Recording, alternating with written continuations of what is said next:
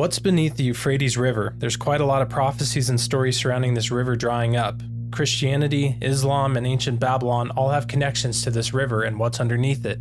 Christianity and Islam both teach that this river will dry up, and there's an ancient legend that Babylon had a tunnel under the Euphrates that connected the two halves of the city of Babylon in Mesopotamia. I'll explain each of these in more detail. Prophecy within Christianity teaches that during the end times, the Euphrates River will dry up.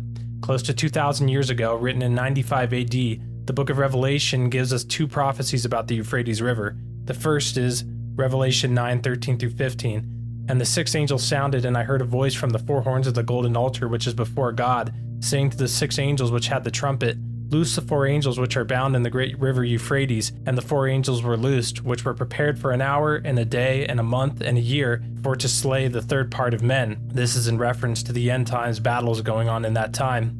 The next prophecy about the Euphrates tells us that it will be dried up, which is amazing because we are seeing the beginning stages of this happen right now as different nations dam up the river, and the regions surrounding the river are dealing with horrible droughts. Revelation 16:12. Then the sixth angel poured out his bowl on the great river Euphrates, and it was dried up, so that the way of the kings from the east might be prepared. Also worth noting, the Euphrates River was also mentioned in the first book of the Bible, Genesis. According to Genesis 2:14, a river named Euphrates is one of the four rivers that flow from the Garden of Eden. The other three rivers are Pishon, Gihon, and the Tigris. The book of Genesis was written 3,050 years ago, around 1065 to 1050 BC. Islam also teaches that the Euphrates River will dry up. Written 600 years after the book of Revelation, the Quran mentions the Euphrates drying up and a mountain of gold being revealed. Bukhari 7119. The hour will not come to pass before the river Euphrates dries up to reveal the mountain of gold, for which people will struggle, and 99 out of every 100 people will die in the conflict. The Prophet Muhammad said, Every guy among them will think to himself, perhaps I'm the only one who's still living.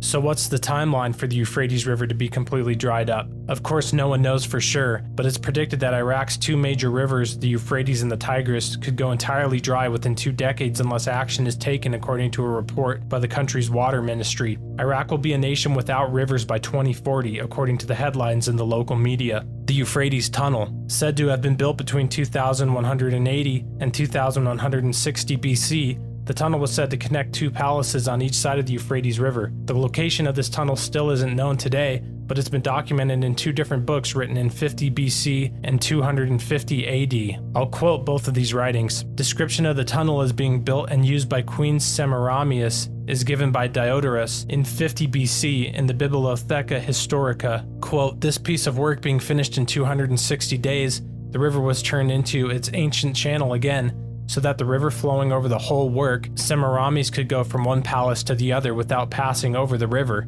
She made likewise 2 brazen gates at either end of the vault, which continued to the time of the Persian Empire.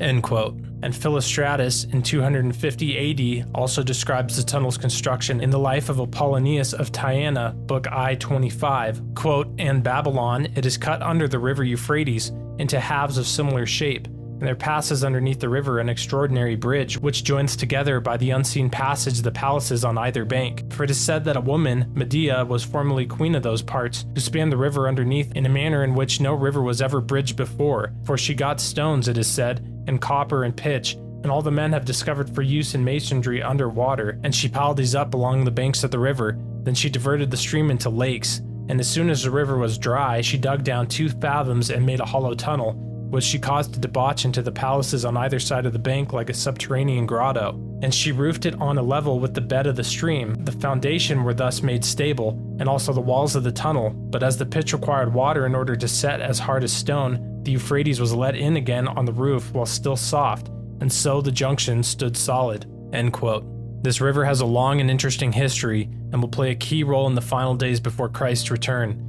Keeping an eye on this river will be a good way to know the times and the seasons that we're heading into in relation to the last days. It's interesting to see how much of the surrounding region had supernatural ties to the Euphrates River.